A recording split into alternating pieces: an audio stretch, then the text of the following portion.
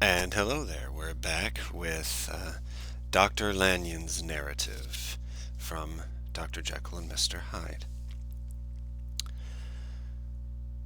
On the 9th of January, now 4 days ago, I received by the evening delivery a registered envelope, addressed in the hand of my colleague and old school companion Henry Jekyll. I was a good deal surprised by this, for we were by no means in the habit of correspondence. I had seen the man, dined with him, indeed, the night before, and I could imagine nothing in our intercourse that should justify formality of registration. The contents increased my wonder, for this is how the letter ran. 10th December 18 Dear Lanyon, you're one of my oldest friends, and although we may have differed at times on scientific questions, I cannot remember, at least on my side, any break in our affection. There was never a day when you had said to me, Jekyll, my life, my honor, my reason depend upon you. I would not have sacrificed my left hand to help you. Lanyon, my life, my honor, my reason are all at your mercy. If you fail me tonight, I am lost. You might suppose, after this preface, that I am going to ask you for something dishonorable to grant. Judge for yourself. I want you to postpone all other engagements for tonight. Even if you were summoned to the bedside of an emperor, take a cab, unless your carriage should be actually at the door, and with this letter in your hand for consultation to drive straight to my house. Poole, my butler, has his orders. You'll find him waiting your arrival with a locksmith. The door of my cabinet is then to be forced, and you are to go in alone, to open the glazed press, letter E, on the left hand, breaking the lock if it be shut, and to draw out, with all its contents as they stand, the fourth drawer from the top, or, which is the same thing, third from the bottom. In my extreme distress of mind, I have a morbid fear of misdirecting you. But even if I am in error, you may know the right drawer by its contents. Some powders, a file, and a paper book. This drawer I beg you to carry back with you to Cavendish Square exactly as it stands. That is the first part of the service. Now for the second. You should be back, if you set out at once on the receipt of this, long before midnight. But I will leave you that amount of margin, not only in the fear of one of those obstacles that can neither be prevented nor foreseen, but because an hour when your servants are in bed is to be preferred for what will then remain to do. At midnight, then, I have to ask you to be alone in your consulting room, to admit with your own hand into the house a man who will present himself in my name, and to place in his hands the drawer that you will have brought with you from my cabinet. Then you have played your part and earned my gratitude completely. 5 minutes afterwards, if you insist upon an explanation, you will have understood that these arrangements are of capital importance, and that by the neglect of one of them, fantastic as they might appear, you might have charged your conscience with my death or the shipwreck of my reason. Confident as I am that you will not trifle with this appeal, my heart sinks and my hand trembles at the bare thought of such a possibility. Think of me at this hour, in a strange place, laboring under a blackness of distress that no fancy can exaggerate, and yet well aware that, if you will but punctually serve me, my troubles will roll away like a story that is told. Serve me, my dear Lanyon, and save. Your friend, H.J. P.S. I have already sealed this up when a fresh terror struck upon my soul. It is possible that the post office may fail me, and this letter not come into your hands until tomorrow morning. In that case, dear Lanyon, to my errand when it shall be most convenient for you, in the course of the day. And once more expect my messenger at midnight. It may be then already too late, and if that night passes without event, you will know that you have seen the last of Henry Jekyll. Upon the reading of this letter, I made sure my colleague was insane. But till that was proved beyond the possibility of doubt, I felt bound to do as he requested. The less I understood of this farrago, the less I was in a position to judge of its importance. And an appeal so worded could not be set aside without a grave responsibility. I rose accordingly from table, got into a hansom, and drove straight to Jekyll's house. The butler was awaiting my arrival. He had received the same post as mine, a registered letter of instruction, and had sent for at once a locksmith and a carpenter. The tradesmen came while we were yet speaking, and we moved in a body to old Dr. Denman's surgical theatre, from which, as you are doubtless aware, Jekyll's private cabinet is most conveniently entered. The door was very strong, the lock excellent. The carpenter avowed that he would have great trouble to do much damage, if force were to be used, and the locksmith was near despair. But this last was a handy fellow, and after 2 hours' work the door stood open. The press marked E was unlocked, and I took out the drawer, had it filled up with straw and tied in a sheet, and returned with it to Cavendish Square. Here I proceeded to examine its contents. The powders were neatly enough made up, but not with the nicety of the dispensing chemist, so that it was plain they were of Jekyll's private manufacture. And when I opened one of the wrappers, I found what seemed to be a simple crystalline salt of a white color. The phial to which I next turned my attention might have been about half full of a blood-red liquor, which was highly pungent to the sense of smell, and seemed to me to contain phosphorus and some volatile ether. At the other ingredients I could make no guess. The book was an ordinary version book, and contained little but a series of dates. These covered a period of many years, but I observed that the entries ceased nearly a year ago, and quite abruptly.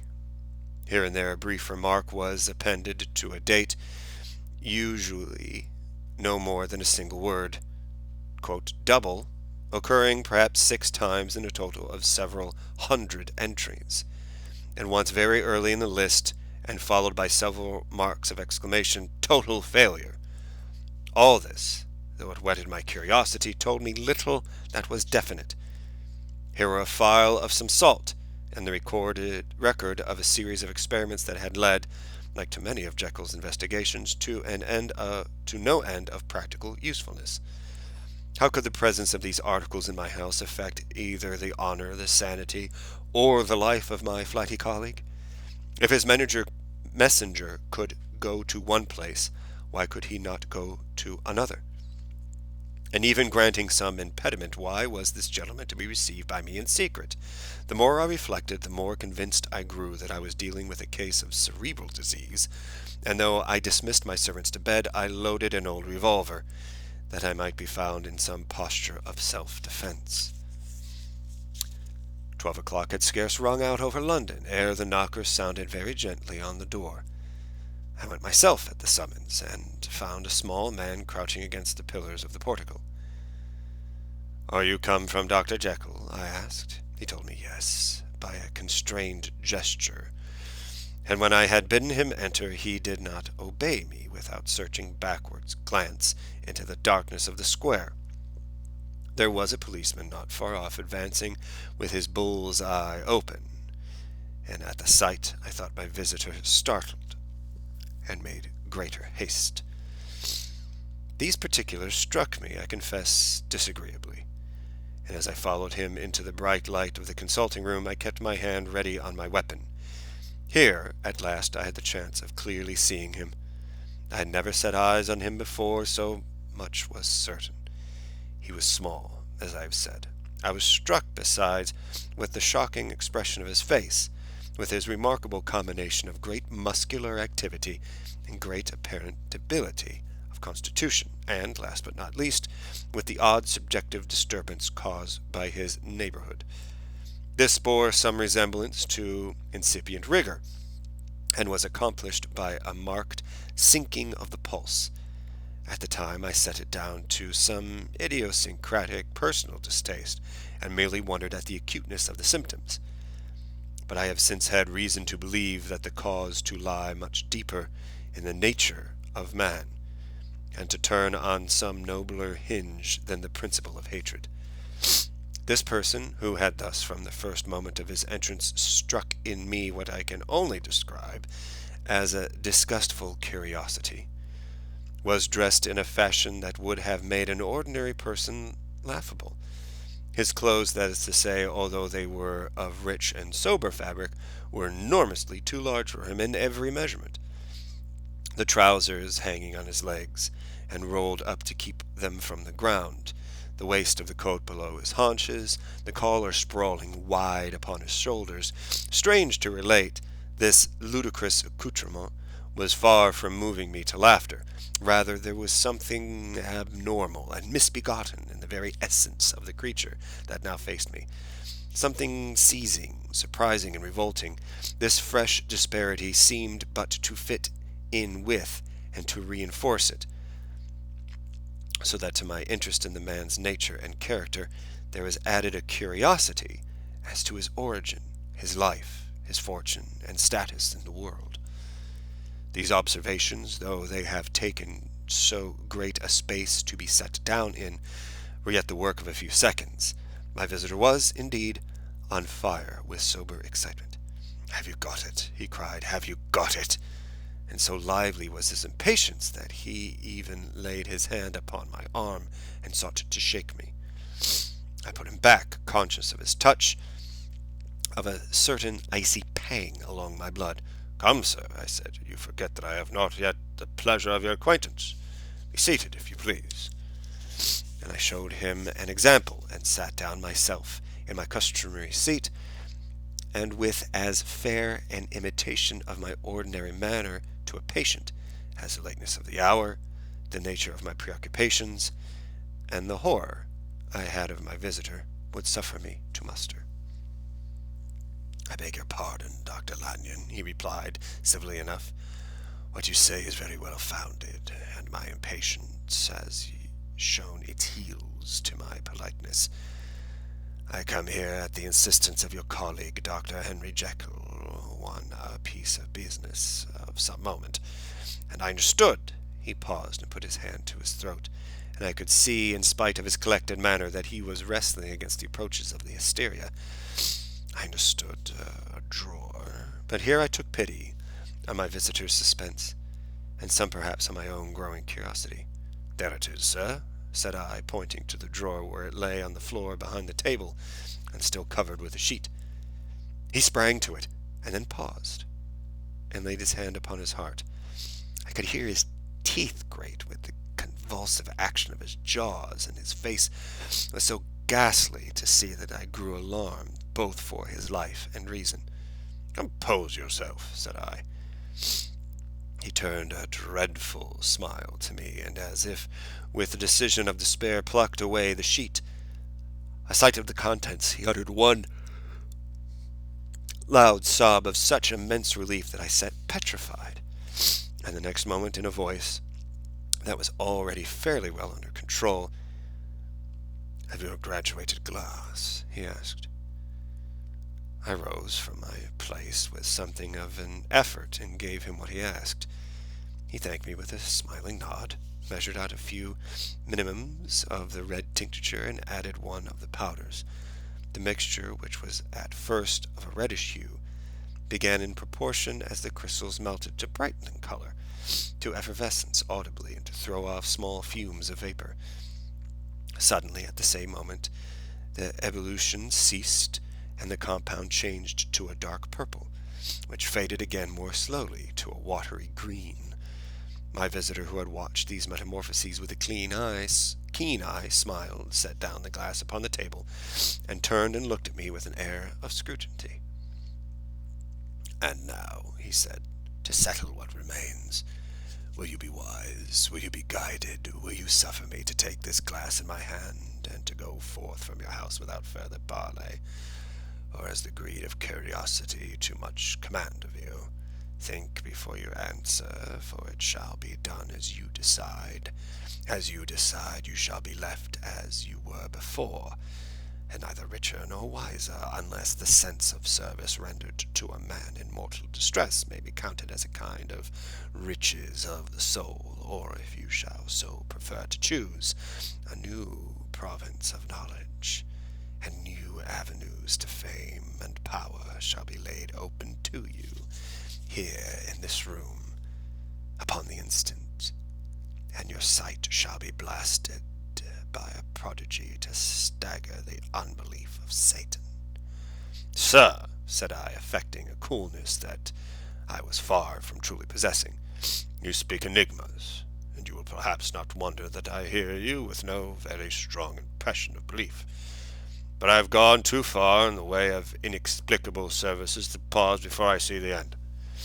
It is well, replied my visitor. Lanyon, you remember your vows. What follows is under the seal of your profession.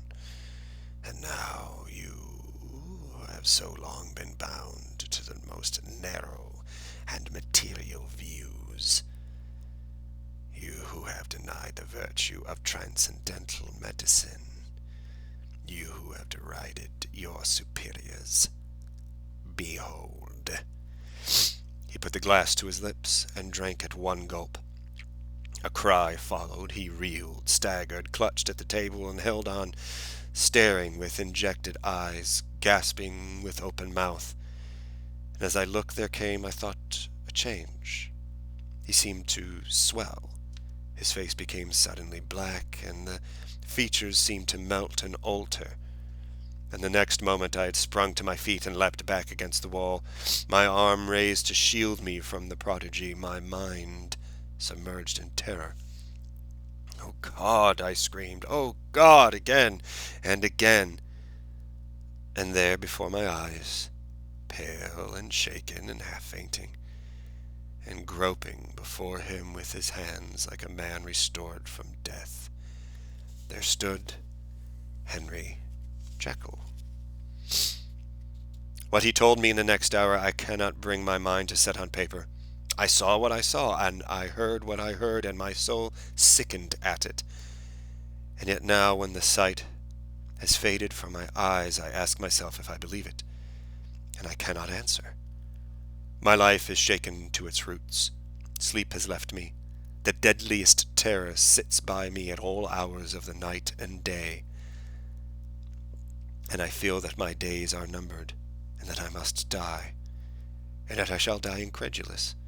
As for the moral turpitude that man unveiled to me, even with tears of penitence, I cannot, even in memory, dwell on it without a start of horror. I will say but one thing, Utterson, and that, if you can bring your mind to credit it, will be more than enough. The creature who crept into my house that night was, on Jekyll's own confession, known by the name of Hyde, and hunted for in every corner of the land as the murderer of Carew. Hasty Lanyon. And that'll do it for that chapter. Thank you.